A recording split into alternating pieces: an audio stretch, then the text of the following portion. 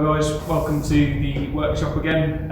This is part 3 of the sash restoration. I'll be making these sash windows, or sliding sashes that I've got in front of me, showing you how to get to this point basically here from a square stock timber piece.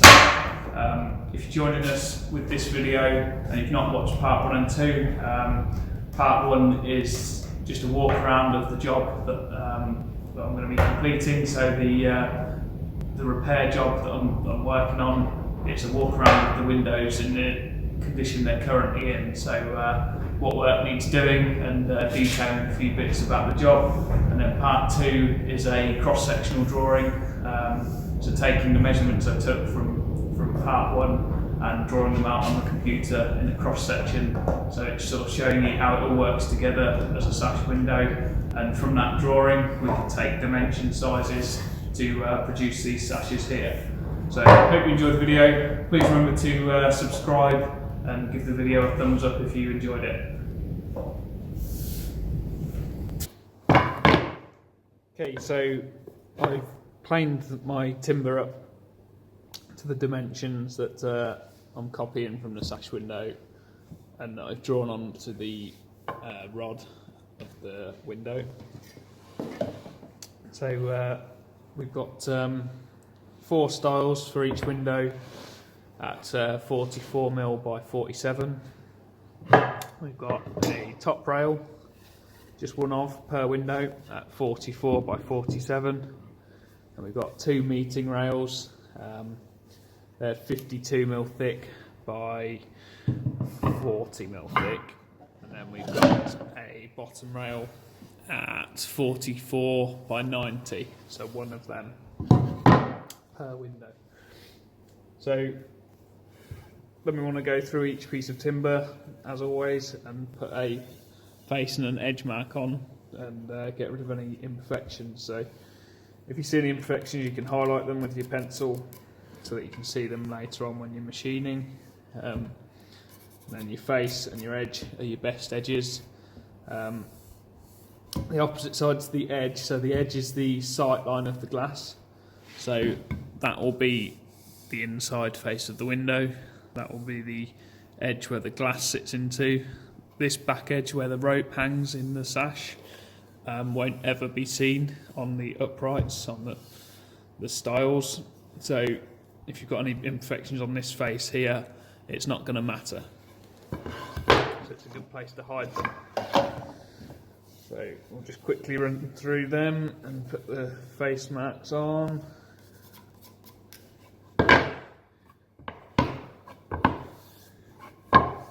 It's worth spending a little bit of time making sure you don't miss anything.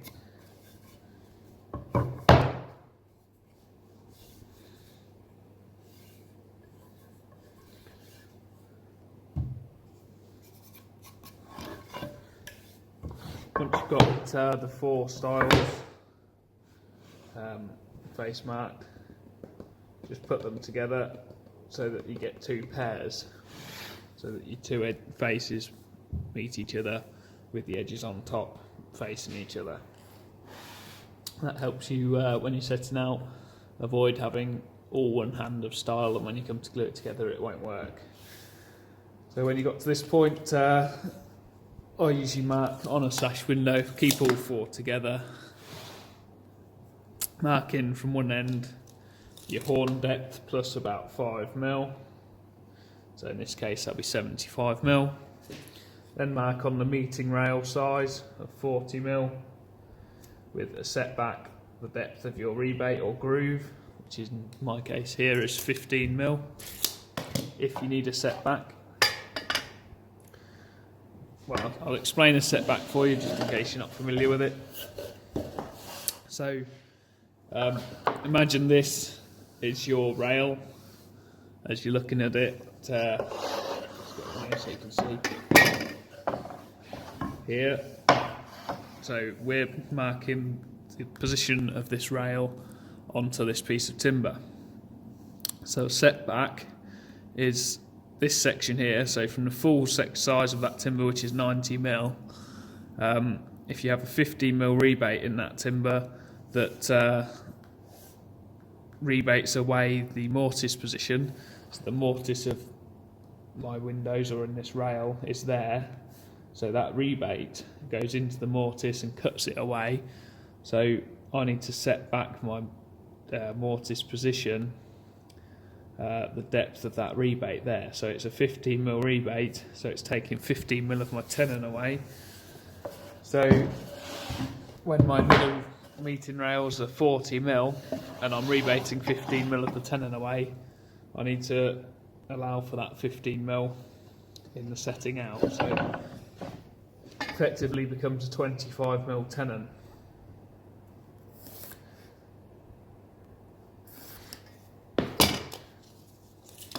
And from that point you can mark your 70mm line on there and draw that on too. Now you don't need a haunch or anything like that on the meeting rail side of the sashes, because you've still got the horn left on. The strength within that timber holds the wedges in this joint, so you don't need a second line here with a tenon and the haunch. So that is effectively your haunch that holds the joint together, is the horn, so it gives it that extra strength. So I can move this around without moving them all.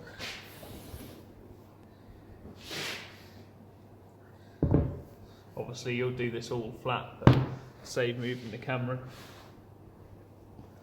So from them lines up there, both pieces of glass in the top and bottom sash are going to be the same length as we've set out already. So I think it was 756. Yes, 756. So I'm measuring from that inner sight line, so the top of the inside edge of that meeting rail. We want 756 plus the 100mm, because I'm measuring off 100mm. Then we want a 15mm setback.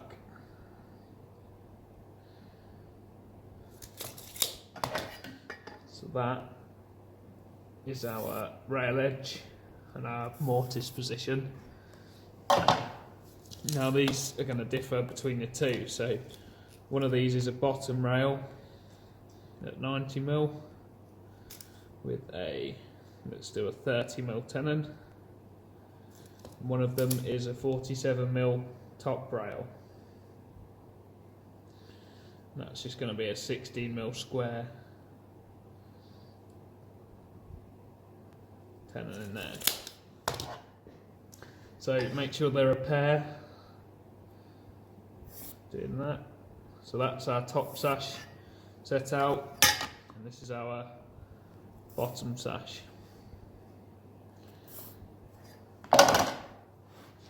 So there we have bottom rail, meeting rail, and effectively it will be meeting rail, top rail. Now all we have to do is square those lines over on the four pieces and they're ready to mortise, but we won't mortise them yet. We'll do the tenons first. You always want to square your lines over the face of the timber. Keep your pencil nice and sharp, and it just gives you another reference as to which side is the face, because you can see all the lines on it. As I said before, this is the meeting rail, so we can just square the whole section of that, because that's a 40mm piece of timber with the 15 setback. We can square that whole 25mm over and mortise all of it out, because we're leaving this 70mm on as a horn for the wedges to act against.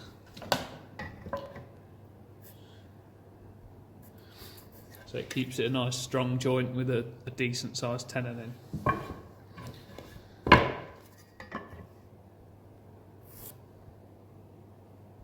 So top rail, again 47mm with a 15mm setback. We're just doing a 16mm square tenon, and mortise. So we're just squaring that 16mm over. It's going to leave, I think it's 17mm left on there. What we got? 16. It's going to leave 16mm of timber left on top of the sash for them wedges to work against. So you only want quite slender wedges because there's not a lot of timber left, so you don't want a huge wedge that's going to weaken that piece of timber when it's cut away. You don't want that to pop off with the pressure that's within the wood. So just a nice slender wedge in the top rail because there's not a lot of timber left. Same procedure for the bottom rails or bottom sash. I'm squaring over just the tenon, so the 90mm rail, 50mm setback. We're just squaring over that tenon section.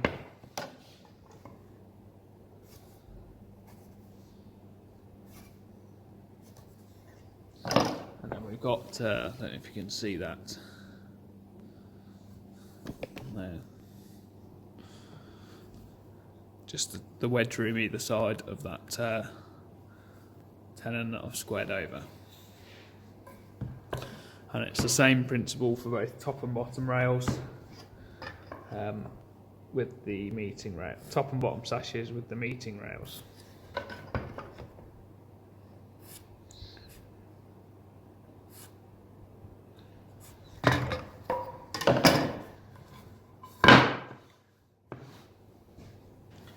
Probably worth mentioning that if you're making multiple sets of sash windows for the same house or even different jobs but they're all the same size, you don't need to set each one out individually.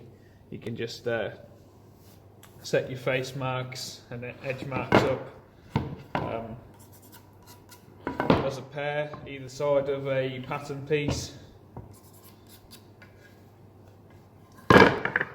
and then just clamp them all together like so, and then just mark from your pattern piece so that they're all the same size.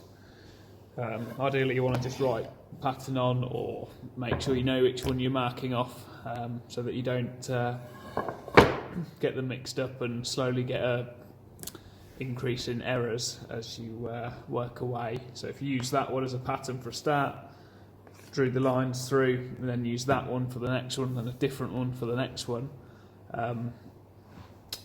you basically, if your lines are slightly off from the pattern piece, then it could be increasing in size or decreasing. And if you grabbed one from the start and made it with one at the end when you came to glue together, you could have a couple of mil difference in the length of stiles, and going to end up with a not square job. So you want to keep working from the same pattern piece at all times. Okay, so now the stiles are set out, ready for mortising. I like to do my tenons first. So first things first with that is to cut the rails off to the width of the sash window, or square both ends, square an end up, cut them off to width, and then cut the tenons into the rails.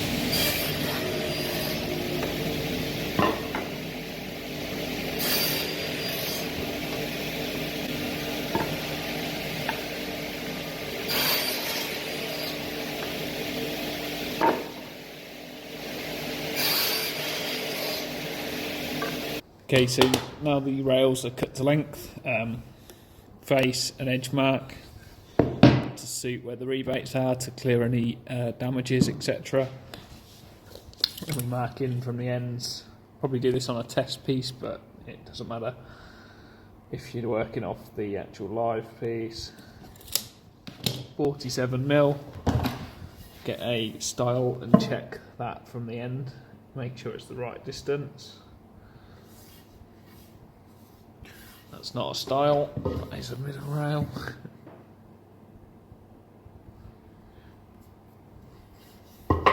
Perfect, so 47mm. Come in 15mm. that is a setback. Square that over. Now we want a 32mm. Use a ruler, it's a bit more accurate. 32mm rebate for the glass. We'll start the tenon at 30 and it'll go back 16. So it should end up looking something like this. So that will be my the shape of my stiles.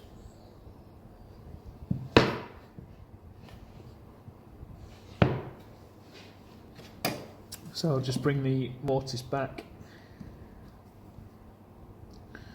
2mm from this rebate face, because I've got a tenon block that will take out that section and a separate one that will take out that section, so I can bring my mortise back. If you're just using a 2-head tenoner, you'll want to keep your tenon in line with that shoulder face there, so that this block brings out this face of the tenon, and then your other cutter will take out this face. It's also easier to do it like that if you're cutting them by hand. But a tenon will lie there somewhere, and it'll be a 16mm tenon, and that will be the position of it. So this will be cleared out as well. We're only going to use the tenoner to cut that joint on the top rails and the bottom rails. We can use it on some of the meeting rails, but because they're a wider piece of timber, they'll need to be cut slightly differently and have joints done in a different manner, because they've got the extra rebate on the back.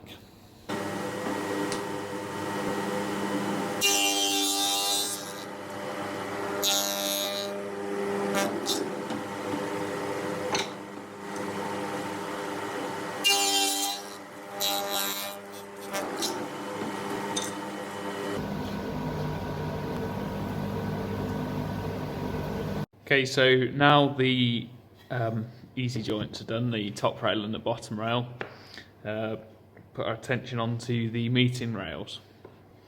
So I've got 2 pattern pieces out here, same dimension timber as what I'm going to be using to make the rails. I'm going to use these to set out the meeting rail joints. So same principle as before. We're going to put a face and an edge mark on these and orientate them as to get rid of any blemishes or splits, etc. in the rebates. So what we're going to have to bear in mind with these is that a face mark to correspond with the rest of the sash, on one of them it's going to mean it's on a rebated edge of the timber, and it's not going to have a bevel or a mould, depending on which way you're doing your rebates. It's going to be on the wrong side of the timber. So when you're looking to get rid of any imperfections, I can't see any in these, but say if there was a nasty edge just here that had a split in it, like a shake like that, you wouldn't orientate that where the rebate was going to be. If it was the one that wasn't being rebated, it just had the groove in it, because then you would see that split on the inside of the sash, because that piece of timber is left full. So you just have to be aware that they're basically going to end up this shape. So that piece isn't being rebated on the outside sash the way I'm doing it, and that piece isn't having a moulding on it, it's having a rebate. So if we say this piece is going to be the outside or the top sash, so face mark for what I'm working to is my moulding face, the outside. So that piece of timber as it stands there will be orientated like that. So this here will be a rebate for the meeting rails. So this rebate here, then we'll have a groove in it just here where the glass will sit. and on this face there'll be the bevel for the moulding. Now, because this is the top sash, and the way I make them, we can run this through the spindle moulder. Not spindle moulder. We can run this through the tenoner to create our bevel here that makes up this joint face here. So if we set that out, it's 47mm thick stile.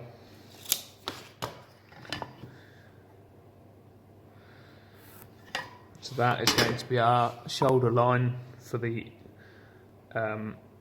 inside. So the tenoner will come up to that and take out the beveled part here and create this side of the tenon. Now we can't use the tenoner to cut this shoulder, even at 15mm back.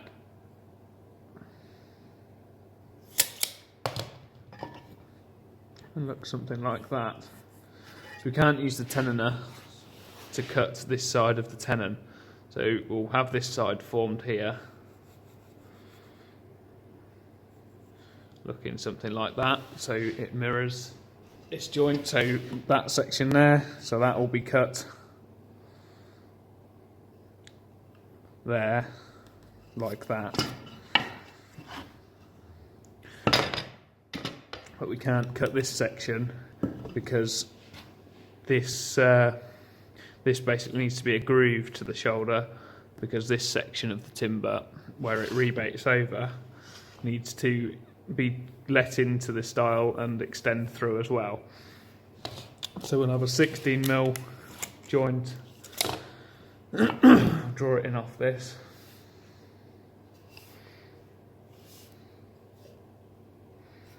Just for illustration purposes.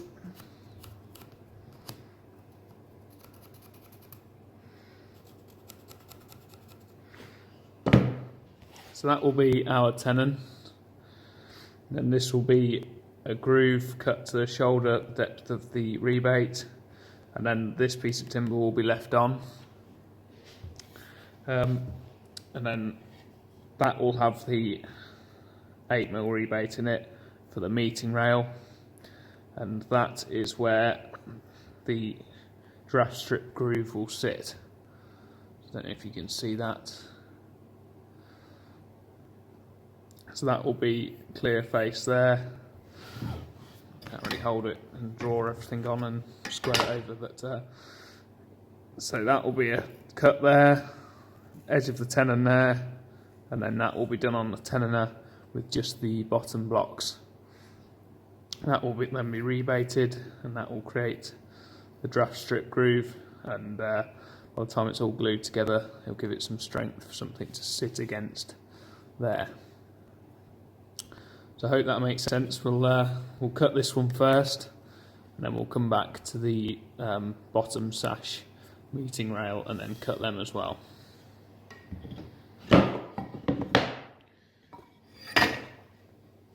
So the bottom sash meeting rail, again we want a face and an edge mark on these, but we'll have to be really careful that we don't machine it like a normal face and edge mark. So that is not having a beveled moulding on it. So face and edge, so face is on our outside, edge to the inside of the sash, so this side sits like this. So that is that piece of timber there. So this is having our rebate in it, 30 by 15 for that thin piece of glass. We will have 30mm rebate. Let's draw it on.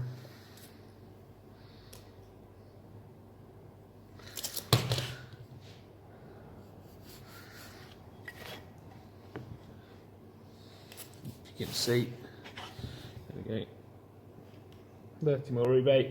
Then we'll have the 8mm rebate for the meeting rails, sorry. So on the end of the timber it will look like we've drawn on the diagram. So that will be 15mm.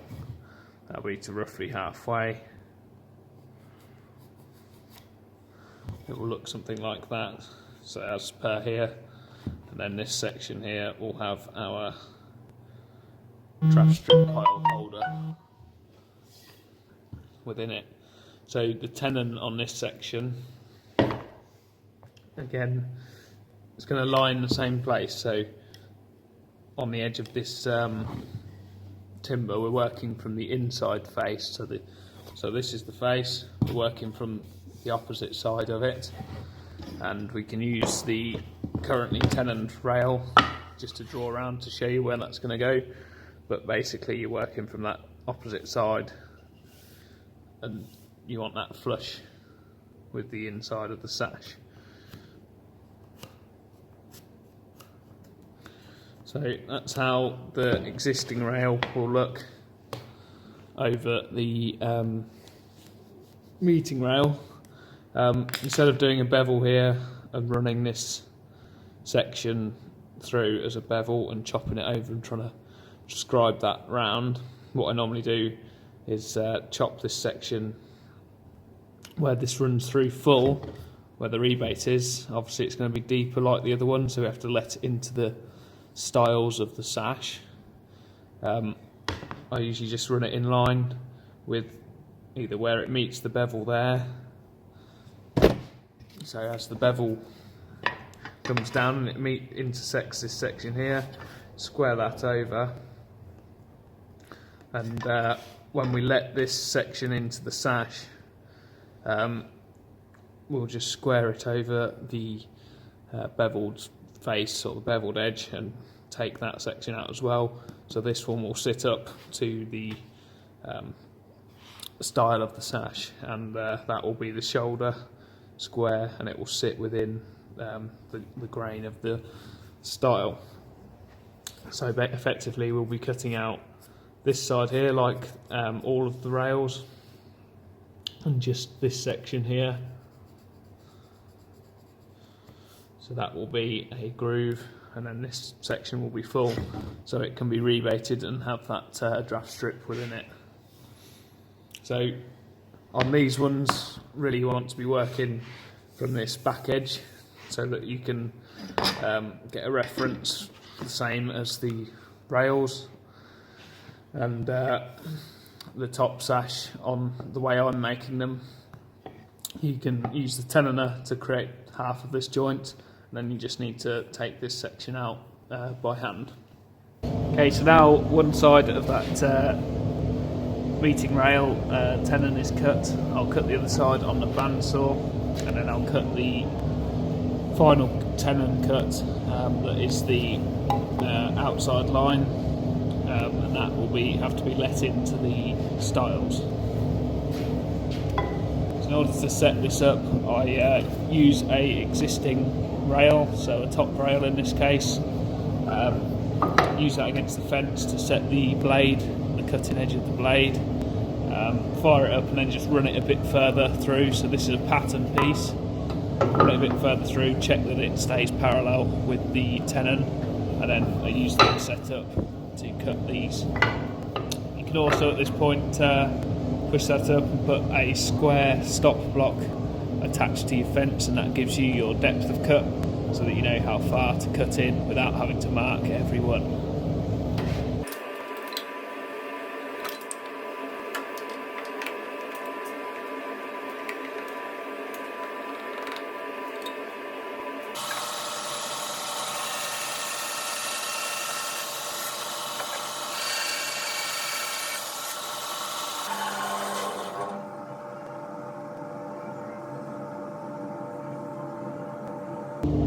15.8 is about perfect tenon width for the mortise chisel that I'm using.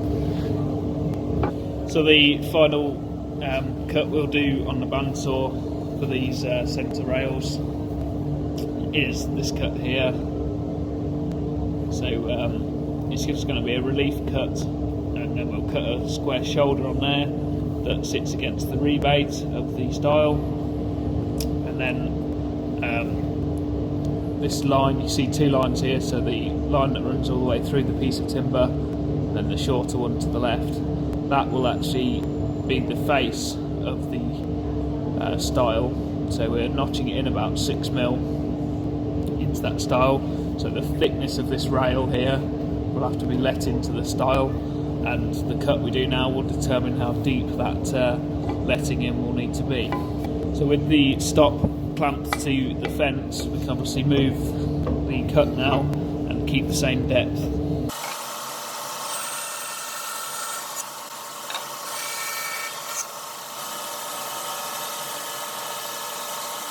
Okay, so to remove this piece of waste here so that we can get this shoulder cut that will sit against the rebate, you can measure it off the tenon and use markings. I just generally like to use an already tenoned piece and mark from that, so when it's flush, put a tick line on, square that tick line over, nice and fine line. You can square that round to both sides.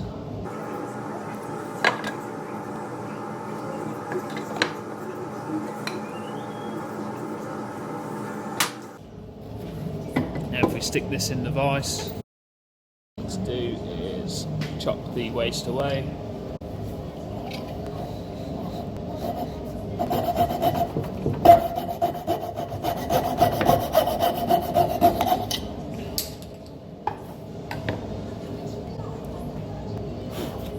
Chisel into that line,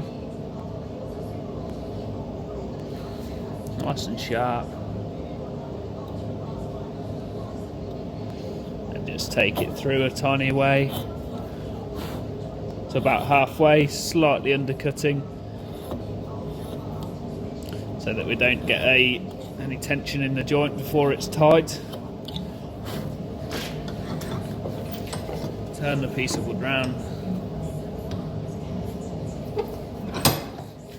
Same thing from the other side. So if we put a small score line dead at where the shoulder is, we can then work down to it.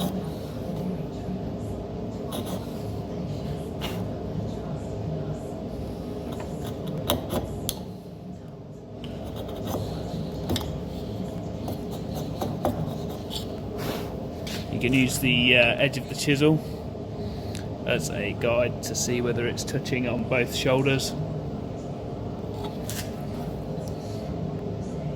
Take a bit more off so it's dead to that line. There we have it. That's the joint for the middle rail finished. So you got your tenon and then your meeting rail rebate section that will run right through the sash to the outside edge. Okay, so that's the top sash meeting rail joints housed and finished. Onto the bottom sash meeting rail, so we have a face and an edge mark. So our face mark is to the outside to correspond with the rest of the sash, and the edge mark will face downhill, so it will sit in this position. This will be the inside of the window, this will be the outside. So effectively we'll have a rebate here of about 8mm by half the thickness of the rail, so 20mm. So the face will have the rebate in it, and then on the back edge here there will be the glazing rebate of 30 by 15 as per the drawing. So when we're setting these out, we want to be working off this back edge, so not off the face. We use the back edge, and we can just either set it out again from measurements or use a rail from the previously tenoned joints, sit it onto the meeting rail and use it as a reference point for marking out our marking out our tenon positions. So push it up nice and smooth. That should give us a good reference of where our piece of timber will be sitting. So once we've done that, we can use measurements on a vernier caliper from this shoulder to the tenon and get the same distance here on the tenoner. So in order to do just the rebate cut on the rebate block and not this cut, I'm going to have to remove the backing piece along a bit so that it cuts just the rebate section and not the beveled section, so we get a nice clean cut against the backing piece. So I'm wanting to just take this square shoulder out here using the tenon block to create this shoulder. So I'm going to have to machine this from the back edge. So all I do is take a measurement from this shoulder to the face, or the back face of the rail, so 13.4, and then I'll adjust the tenoner until I get the same measurement. So I want to go up around 3mm.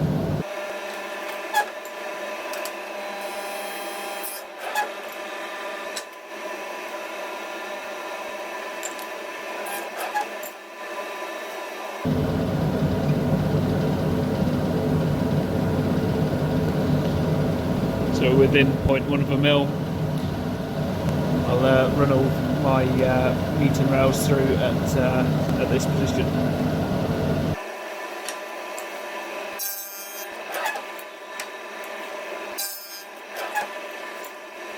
Okay, so it's the same drill with these. So we've got one side of the tenon cut with the tenoner, and we just use an existing rail that we've cut on the tenon to draw around and mark where our cuts are going to be. It gives you a good indication of where the stiles are. So that section there is where the stile will finish. So we need to cut this joint on the bandsaw, and if we cut it, we can cut it any shoulder depth we want, as long as it's as deep as the rebate depth, because we will just house this section out using the crosscut saw. So if you imagine the stile was sitting there rebated, we just chop the width of this rail out of the stile to the depth of this joint. So if we just do there, same as the other one, and keep about 6 or 7mm from the face of the stiles on into there, and we'll cut our second shoulder there. Give us enough room to get that rebate in and to put the groove in the timber as well for the draft strip. So this time, remember, we are working off the rebate side, so the side that isn't the face.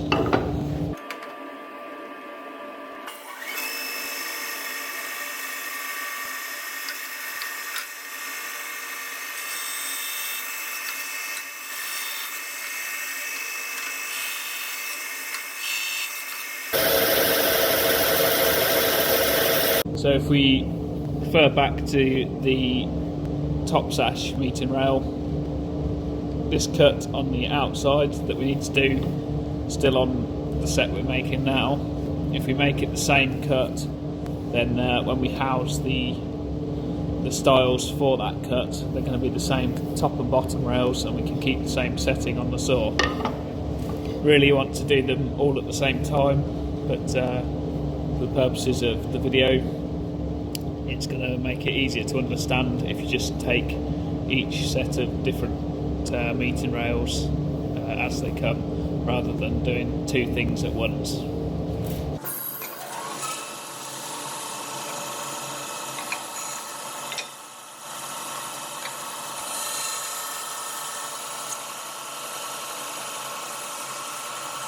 And same as before, we are just going to use the tenon as a template to put a real accurate tick.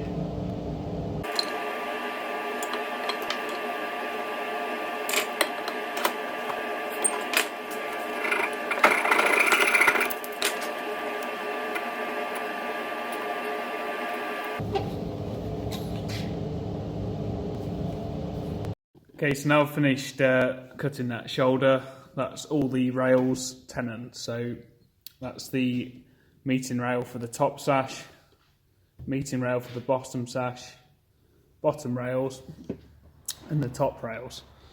So at this stage now, I just set the mortiser up. So I'll grab a top rail and stick it in the mortiser and use that to set the chisel position, and then I'll mortise my way through the stiles for the sashes.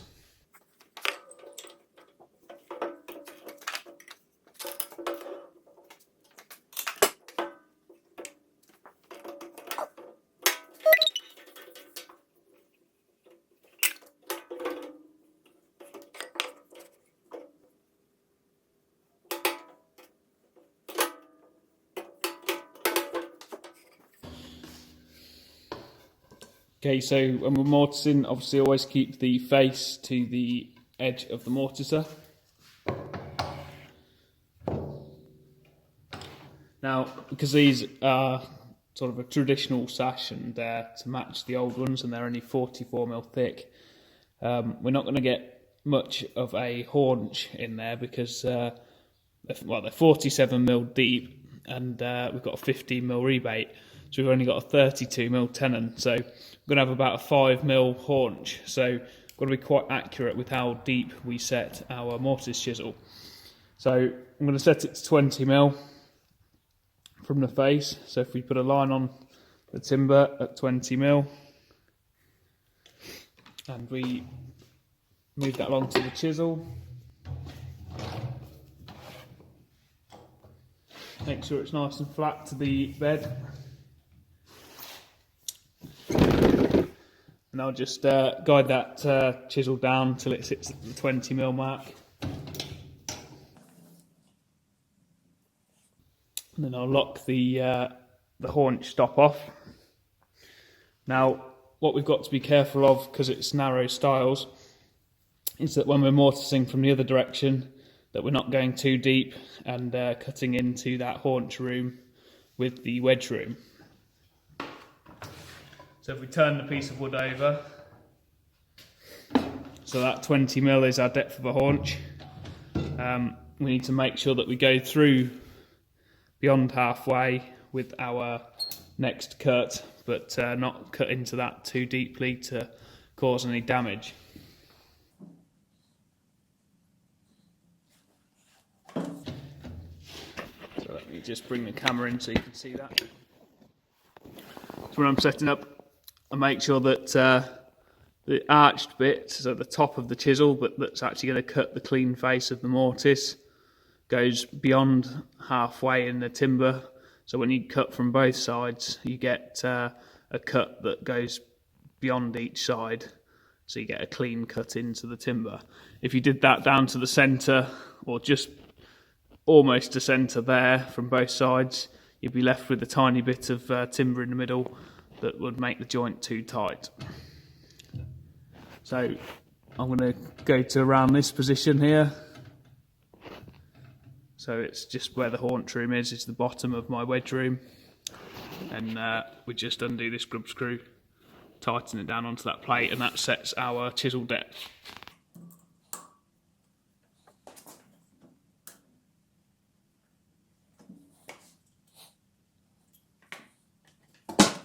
Now, I've mentioned before in my videos about mortising from the back edge first and not the inside edge. So you want to mortise the side with the wedges in first. This is when it's important that you do that. Basically where your joint is concerned, so this is the bottom rail joint. So that's the tenon going through. You're going to have a 20mm haunch there that will sit like that. Then you've got your wedges that sit either side of the tenon in that sort of position. So if we mortised this face first, so the inside edge, we pushed our mortise chisel down to about this position, cut that out. Second cut would take that one out, then we set the haunch position and cut these out. So we then cut that section and we turn it over. And then we bring our mortise chisel, cut down here to clear this section, that's fine. When we get to this point here, as we cut down and clear this bit here, there's nothing, there's no timber left on this section of timber here for the mortise chisel to work against. So what happens is, as you push your chisel down, this section of timber splits away from the joint or the surrounding timber and just pushes up again and doesn't actually cut. So you get left with a nasty piece that will basically raise up like that within the joint, and it's not very clean. So if you cut the back edge first, where the wedges are, cut that down, cut your wedge room. Then when you come in from this side, you cut a nice clean edge against all this timber here that's still left in place. So it's quite important that you do cut the back edge first. It's not the end of the world if you don't, but you'll probably see a bit of damage within the joint from doing it that way. So we've set our haunch, set our depth, we just work to our lines now.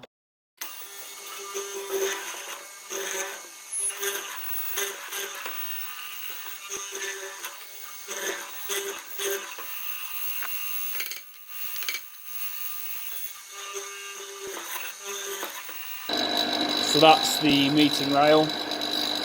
Obviously we don't do a haunch there because there is no haunch in the joint. Like I said before, the horn of the timber creates the strength for the wedge.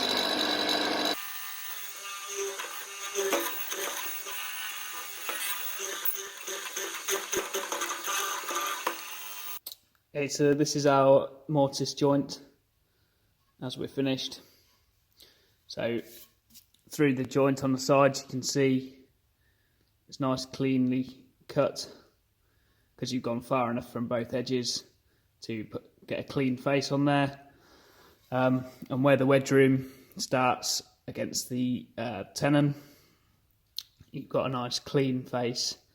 There's no breakage where you've cut from the back here and pushed that timber away. And on the other end we've got just a full tenon. This will be the meeting rail style, or meeting rail end of the style, and then we'll have a horn cut out in this section here for the wedges to work against. That was a bottom rail style, or a bottom sash style. This is a top sash style, so I'll do one of them as well. Remember, start from the back edge.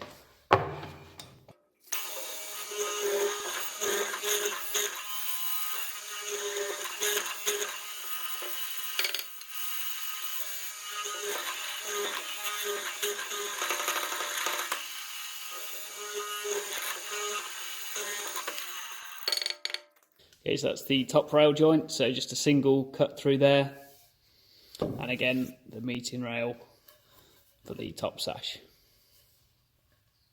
Now the stiles have been mortised, all I'm going to do is stick everything through the moulder and the rebater in the appropriate position. So the top sash meeting rail will not require a rebate, and the bottom sash meeting rail will not require a bevel mould, but everything else can be run through.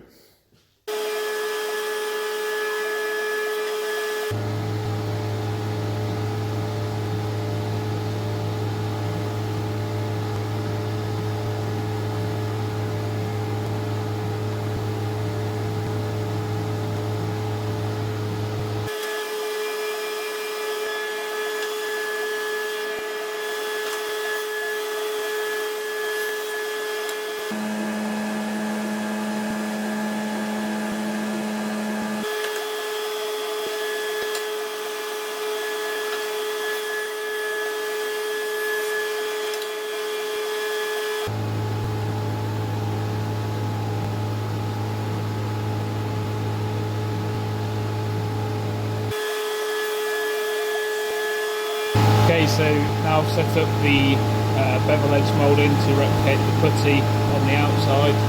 I'll run that through all the stiles, top rails, bottom rails, and the top sash meeting rail needs that moulding as well on the outside. So now I want to house the meeting rails into the sashes or the stiles. So to do that, we've got a bottom sash rail here. This is the meeting rail section. So we'll be housing this one into the outside face. So our meeting rail here will have the rebate running through on the inside like this, and we need to house it that depth there into the stile. So we'll be following this line here for the outside edge of the cut and coming the full thickness of that rail there, with the housing just enough to create that joint there, so that runs tight. This face here runs tight to the cut we make into that stile. So if we just square that line over,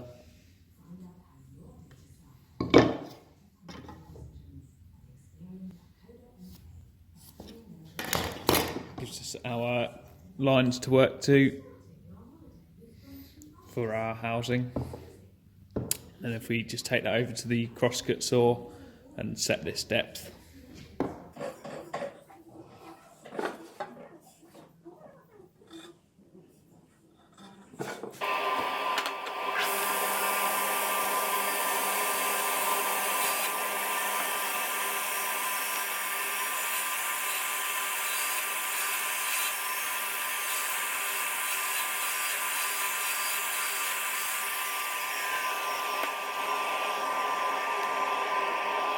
So that gets us to this stage. So the joint is obviously tight now to this edge here to the shoulder. Now whatever height you set that shoulder to, either this front edge or like I've done level with the rebate, you now need to chop that section down to that height to create that shoulder joint.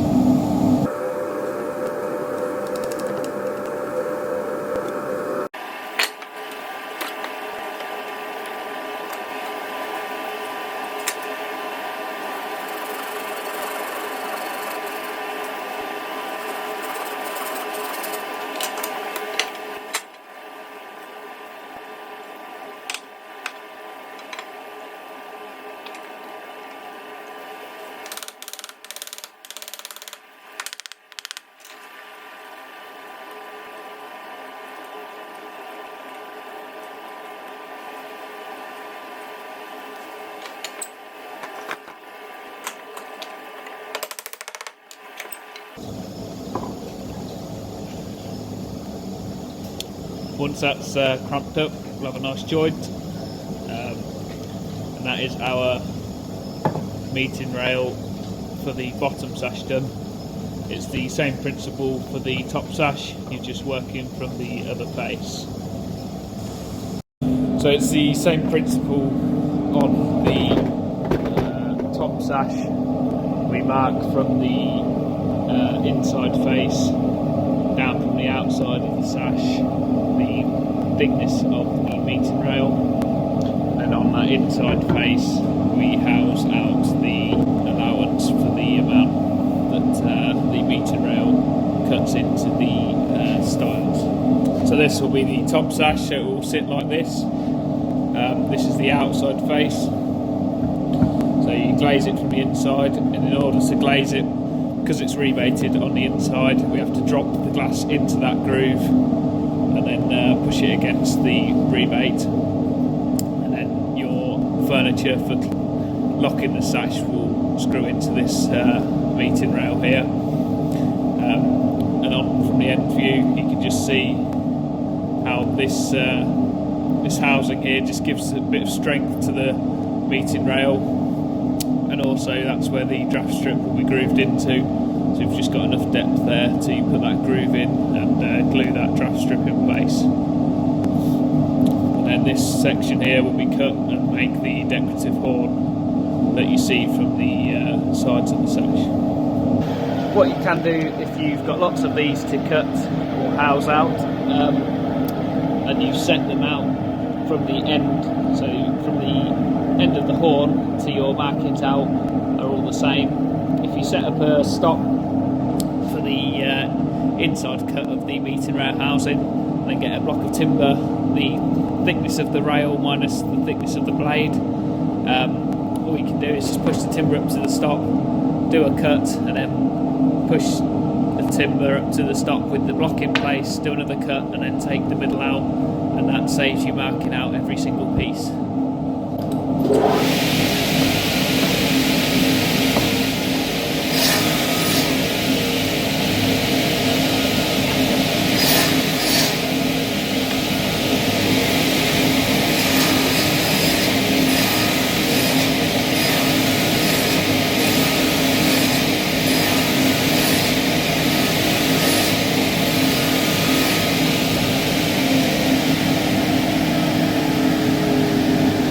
Next job is to cut the mortises on the top and the bottom rails. So grab the appropriate style. Rebate edge is the side you have your tenon. And we just put a tick mark 1/2 mm in from the actual mortise size, so we've got a tiny bit of wiggle room. Set that in the vise. We then measure from the haunch to the rebate, which on these is a tight 6 mm. We take that measurement and transfer it onto the tenon off of the shoulder of the appropriate side, so 6 mm. Then we set the combi square to that measurement. You can use a marking gauge or a wheel gauge or something like that if you want really accurate, sharp lines. So that's our tenon, that's our haunch, and we're removing this section of material here.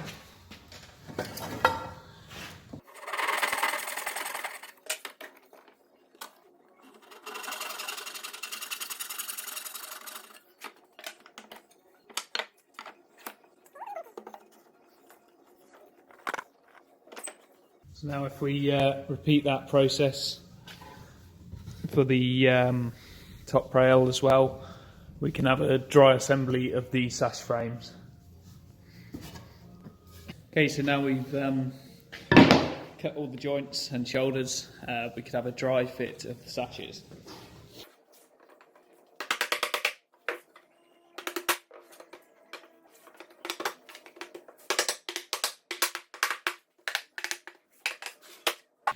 So that all goes together nicely. So you can see now how the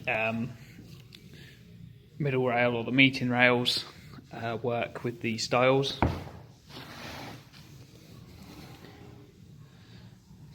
So what will happen at the top here, this section will now be cut into a horn shape. We'll take a profile of the old windows and recut it into these.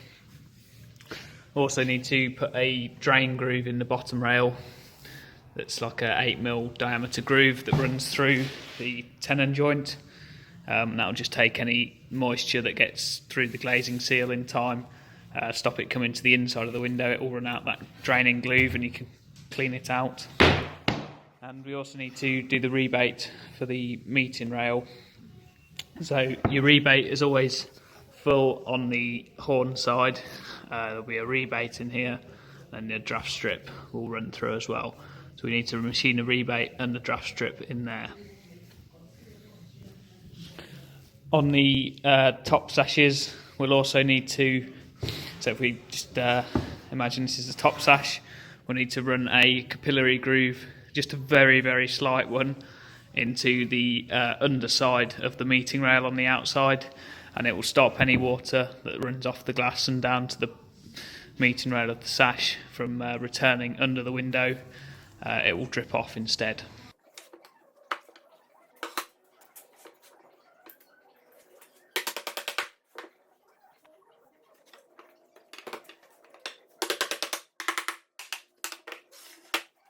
Okay, so it's at this point on the top sash. So I'll just run a very slight capillary groove in here. So as it sits in the window like this. This is the outside pane. So these are the horns running down. beneath the rail, so as the rain comes down and around this rail, it will hit the capillary groove and run off. So we need to machine that into them, and the drip groove into this sash as well, so the water can escape. Rebate and draft strip groove, and we'll be about ready then on the machine in front. And like I said before, we'll run this horn profile in on the bandsaw, get them all sanded on the inside edges, and then they're ready to glue up.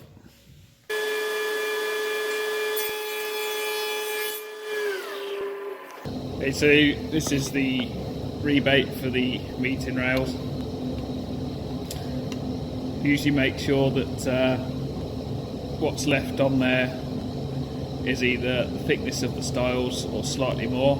So we've got 44mm stiles, so this section here will not be below the face of the stiles.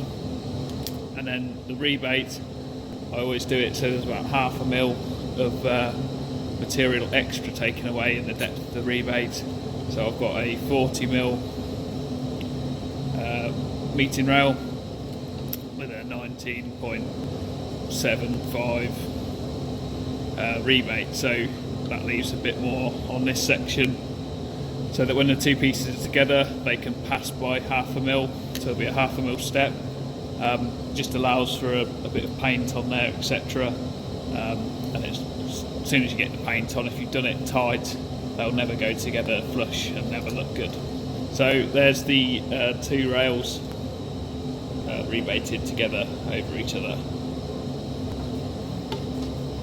So that's the top sash with the groove in it, will sit like this, and the bottom sash, so you'll see the internal beading, and they'll slide away from each other like this and hit the rebates. So after the rebates, I've just run a small groove in here. I don't know if you can see it. Focus. And that's just going to hold a small draft strip. So we've got a draft strip that sits in this groove. The brush just sticks out the top. And as this style meets it, we'll put a small bevel or a round on this edge. So when it's stuck in place, as the styles slide into each other, that brush strip just separates them nicely so they don't touch, and stops any draft coming through. Okay, and so the final mouldings that I've done are a drip groove into the bottom rail, so that runs all the way through the rail, and will eventually be through the joint as well in the style, and that will just take off any water that should get past the seal once it's been glazed. So that's in the bottom rail. I've got the same in the top sash meeting rail, because that is effectively a bottom rail again. So again, it runs out the joint and will clear any water trapped within that groove. And also in this rail we've got that very slight capillary groove on the underside, so that's the outside face.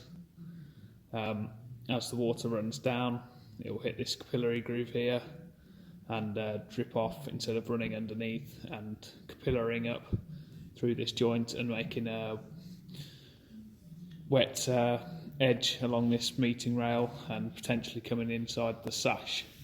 So that will just help you with that problem. Okay, so last thing I'm going to need to do is to cut the horn shape. I've made up a little jig, just keep a nice square profile to the shape you want, and this width is the width of the rebate, so that's the narrowest point of the rail, so everything will come off to that depth. So we just sit that along the back edge. It allows us to mark from both sides, whether it's a left or a right-handed style. We can mark from that edge or this edge. Just draw around the jig.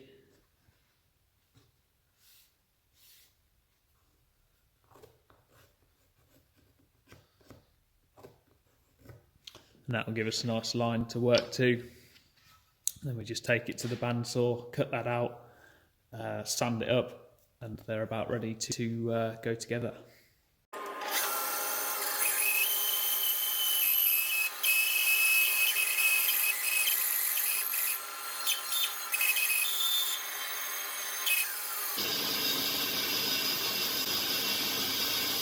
Once I've got them cut on the bandsaw, I'll sit them all flat on the bench or across another piece of timber so they all sit perfectly flat, and clamp them together with flush ends.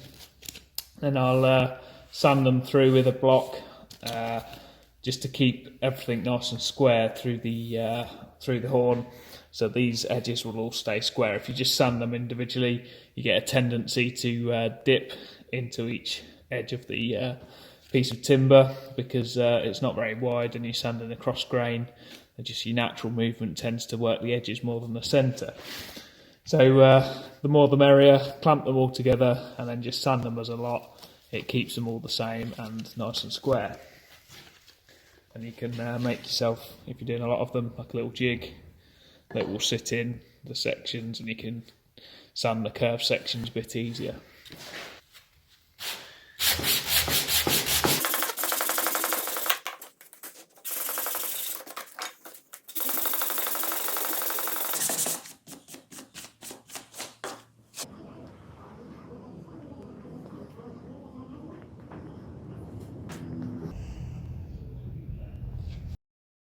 Now I'll just sand the outside edges of the rails everywhere, the moulding, everywhere that you can't sand basically when you're got the casement glued up. So that will include the underside of the top sash meeting rail and the top side of the bottom sash meeting rail. So if they were just giving a sand to this area of each stile, so here and the horn, because when you've got the meeting rail in place and it's sticking up, it's difficult to sand into these sections. So if you do that before you glue it up and then clean any glue residue off, you shouldn't need to sand that again.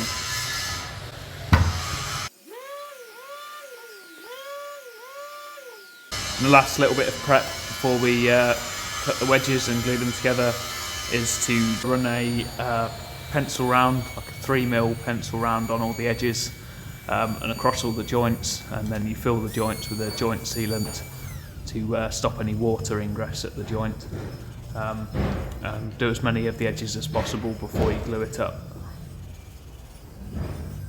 Okay, so wedges, I've just pushed one of the sashes together, and you can see how much wedge room you're going to need. It's about 4mm wedges that I've allowed for, so once it's pushed together you can check that, then come over to your saw and just cut your wedges out. So just a parallel piece of wood, and then cut the angle of the wedge shape that you want in there, nice and slight, and then you set it so you're about, if it's a 4mm hole in a small wedge like that, you only want to be sort of 5.5, 6mm at the widest end to about 3mm at the narrow end, and that should allow enough tension in the joint to hold it tight, but also mean that the wedge goes all the way home.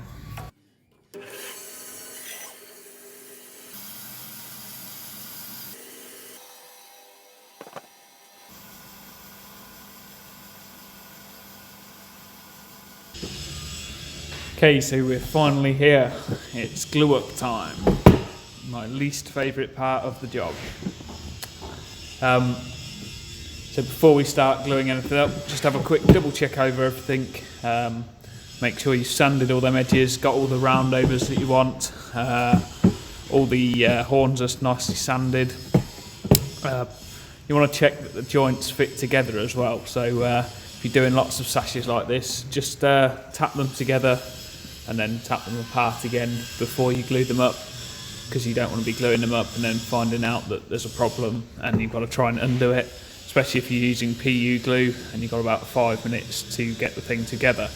So yeah, just tap everything together, Also make sure that you've got everything ready. So you're going to want your mallet for knocking them together, hammer for putting the wedges in, obviously your glue, you're going to need a filler knife and some form of like stick to get in the mortises to spread the glue about, or a brush if you're using a cascamite for a different type of timber, and also get your wedges on hand as well, so make sure they're cut.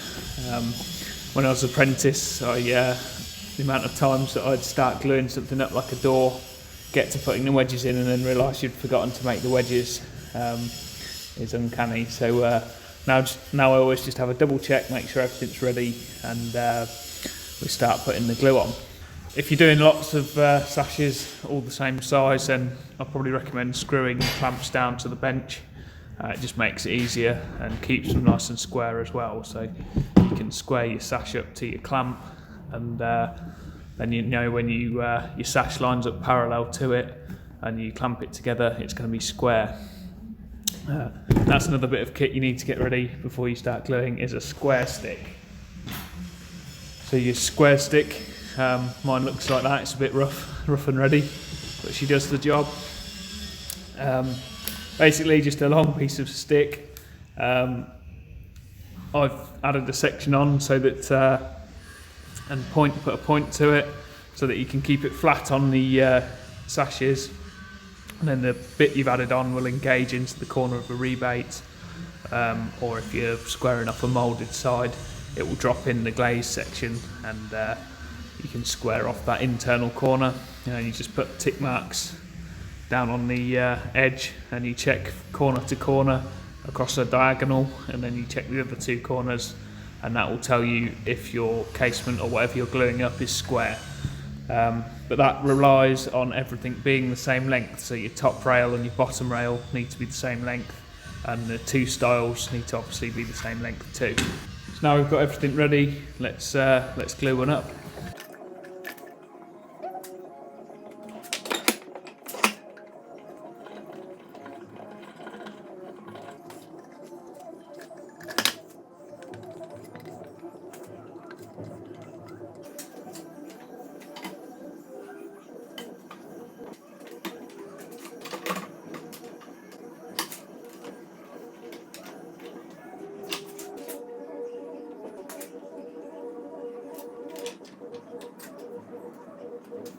So this point's where you use the square stick. So off the rebated edge here, push your square stick into the far corner. Use this corner here as a reference. Put a tick line on as to where that intercepts on the stick to the corner. Go for the opposite corners. Put a tick line on again. So these are my two tick lines here. There and there, if you can see that. So there's 1 mil out of square there, so it's 1 mil longer in this direction than that direction. That's not too drastic. Anything over that, then you'd probably look at adjusting it to be exactly square, but with a flimsy sash like this, you can wedge it up with that sort of intolerance, and then once it's wedged, just use the clamp to pull it slightly square, or pull it just a little bit to take that intolerance out, and it will hold it. One more thing to be wary of is when you're wedging the tenons in on the horn. So this wedge here,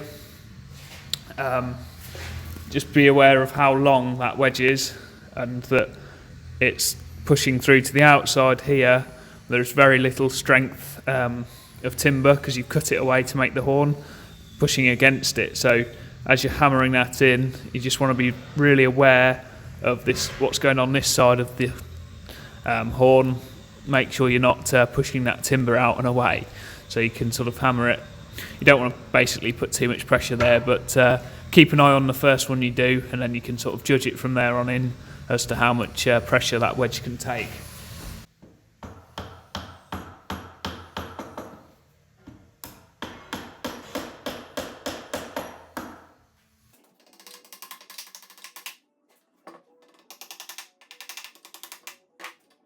So once the wedges have took the pressure, you can release the clamps, check your square again, and put it to one side to let it dry.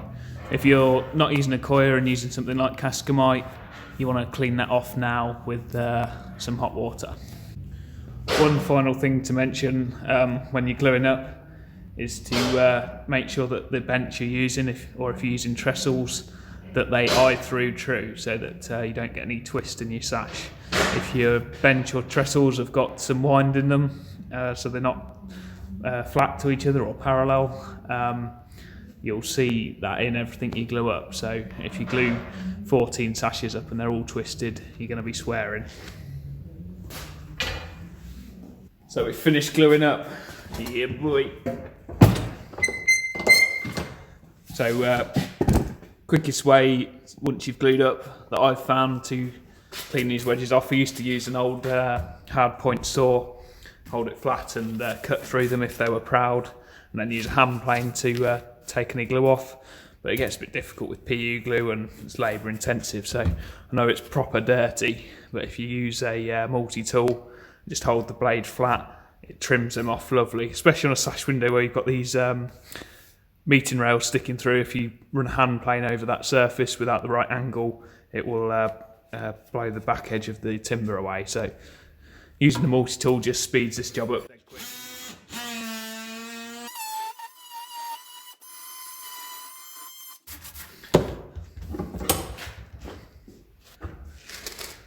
So on the top sash, you've got the moulding coming through, or the bevel, which the meeting rail is scribed over. So I've left that in place and not cut it off before we glued it up, so that you can get it dead flush with this meeting rail. So if we just clean the glue off, or the excess glue from around it.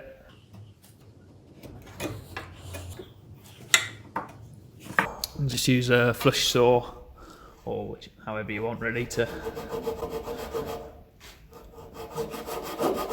cut this off.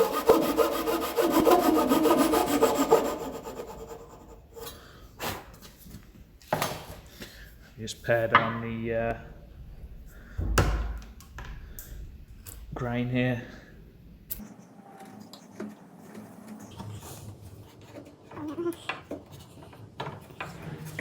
Then I just usually carry the capillary groove on here through that grain, and just run some end grain sealer in that.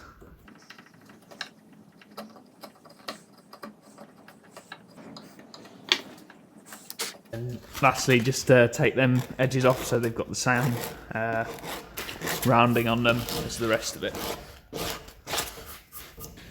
I just go around the whole sash now and clean the majority of the glue off from the V grooves and the faces. These are going to get filled with a joint compound, flexible joint sealant, just to prevent any seasonal movement or twisting or anything of the sash from cracking that joint or the paint line, and that's where your moisture will get in. Again, take off any surface residue of glue. You can see now why I sanded this section here and this section here. When you come along with the orbital sander, sanding the faces, you obviously can't do this very easily. So if you've got planar ripples in this and you haven't sanded it before you glued it together, you sort of got to hand sand that, and it's a bit of a pain. Okay, so once we've cleaned that glue residue off, I just trim the excess horns off on the crosscut.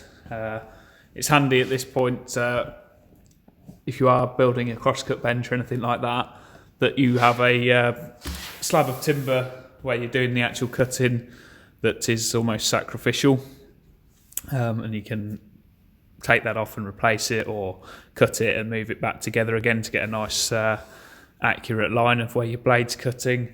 And also it acts as a an area for stuff to drop into, like your dust. When you cut in and you move things along, the dust falls into these places, and you can have a removable or movable piece that sits in to keep your timber flat with this, and you can clean underneath that.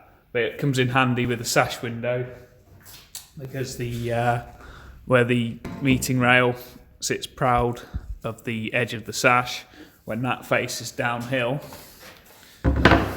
like this, it can sit in that gap and the horn can just sit onto that movable piece of timber. So it allows you to cut flat on the horns and do it from both sides as well.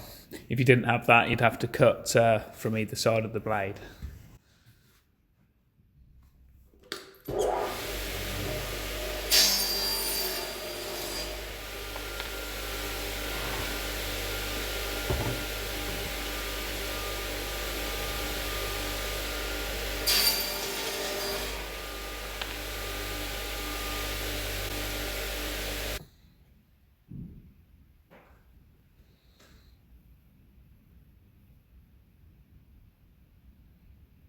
I'm just going to give the sashes a quick sand on the face and take any sharp edges off that I can feel.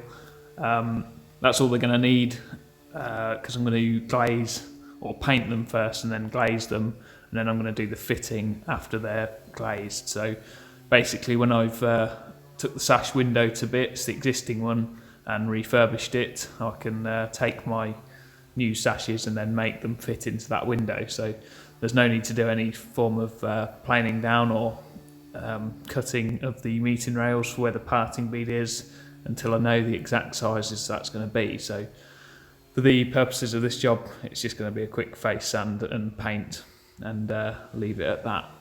I'm using 120 grit paper in the like a DA sander, so it's a random orbital sander, and that leaves a nice enough finish that on the Accoya, it's quick enough to remove the material that I need it to, and it leaves a good enough finish for when you spray it that you get a smooth surface to it. The paint that I'm using to spray with is it's like thick enough, because it's an exterior product, that it doesn't show up the grit, the 120 grit sanding marks, so it's the perfect pad to use. When I've done that, any edges that are still sharp, I'm using same 120 grit paper, just by hand, and taking off any sharp edges. If you've got any long edges, especially with the Accoya, because the grain's quite hard, and then the wood in between the grains is quite soft, so any long edges or anything that's seen, if you use a backing pad on your sandpaper, it stops you dipping into it and having like a wavy edge when you're sanding. When the grain's hard, you don't sand as much as where it's soft. The next thing we're going to be making is the beading, so the glazing beads. What we're left with the 31mm rebate is a 14mm thick bead in this direction that is allowing the 17mm for the glass. So we've got a 14mm double glaze unit, 2mm to the outside and 1mm to the inside.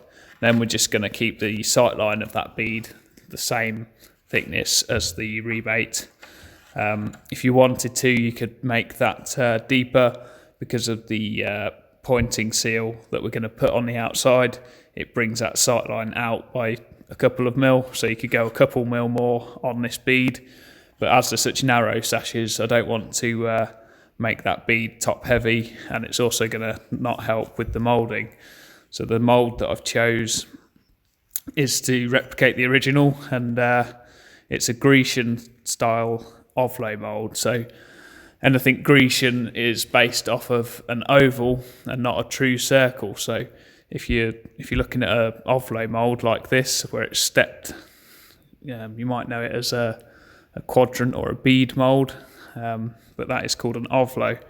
So if it's derived from a circle, so if it's a true circle in the cut there, it's a Roman ovlow, whereas if it's like a lot of old sash windows, it's not a true circle, it's sort of elongated. So if you took a measurement from that corner to the square and that corner to the square, they would be different. Then it's known as a Grecian type moulding, and it's derived from an oval.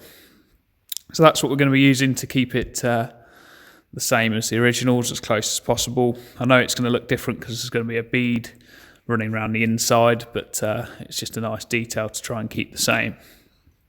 So like I was saying, if I made this bead any deeper in this direction, it's counterproductive to the look of this bead. So I'm going to keep it 15mm and run that moulding round like that. I'm not going to film while I plane up all the beadings. There's not much to look at really. I'll just show the moulding process.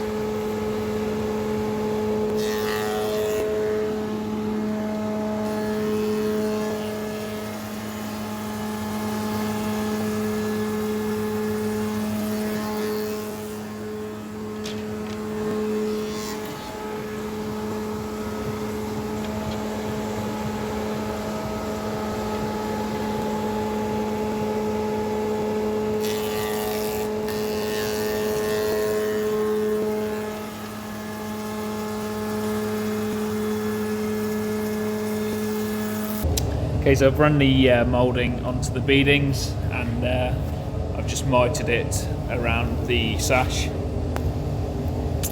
So as you can see, it's just an oval shape ovalo mould. So the bottom sash, where it's glazed from the inside, is mitered all the way around.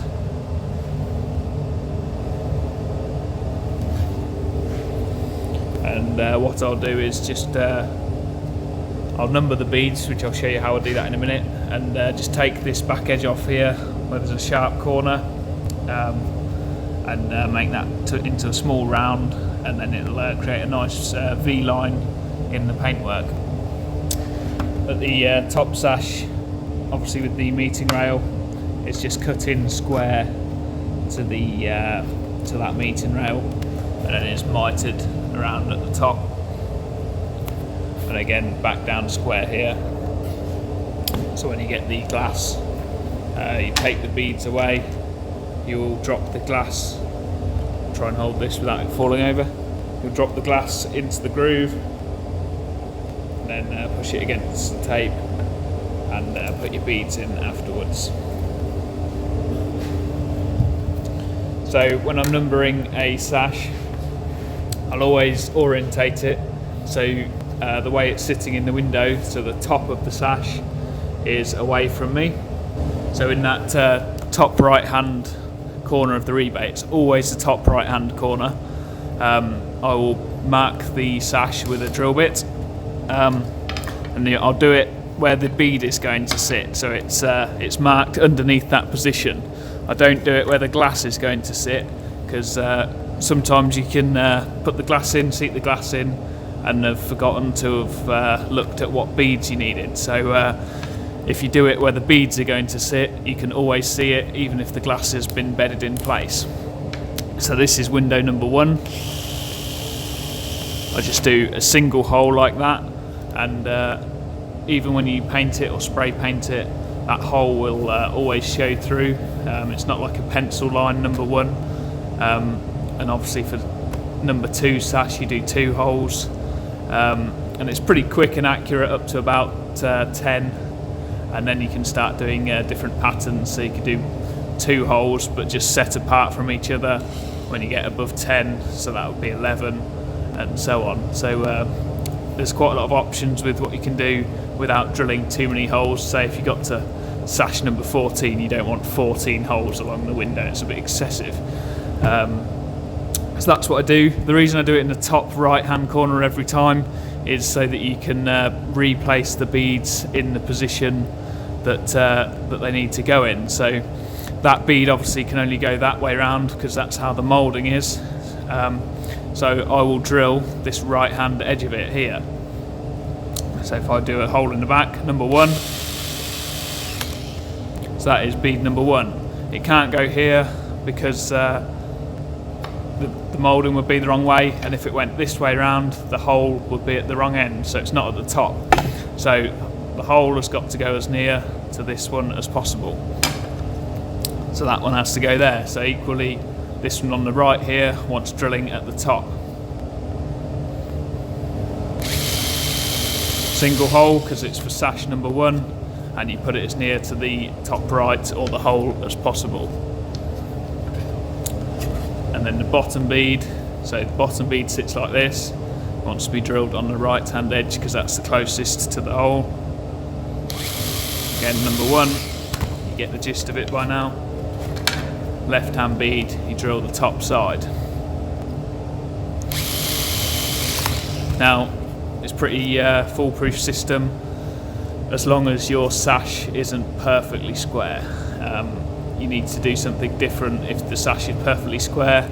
I can't think of the last time that I made a perfectly square glazed opening, so if you do come across that, you might have to just mark them in a different manner. But yeah, this is pretty foolproof for anything that's rectangular. If you stick to the system, you could have a big pile of beads and you can pick the exact beads that you need out and know exactly where they go without any fuss whatsoever. If you don't mark them and then you take them off to paint and chuck them all in a big pile, you spend ages trying to find the right beads, and even when you do, this bead might be slightly different to the bottom rail bead, and yeah, they never go back quite as well as if you put them exactly back as where they were cut. So that's a pretty good system for marking them, and like I say, with the drill hole you'll see it through any amount of paint or coatings. So that's pretty much everything with regards to making the sashes. I'm going to get some parting beads out now, and I'm going to take everything into the spray booth and put just a single coat of primer in place, and you can join me in the next video, and we'll be glazing the sashes.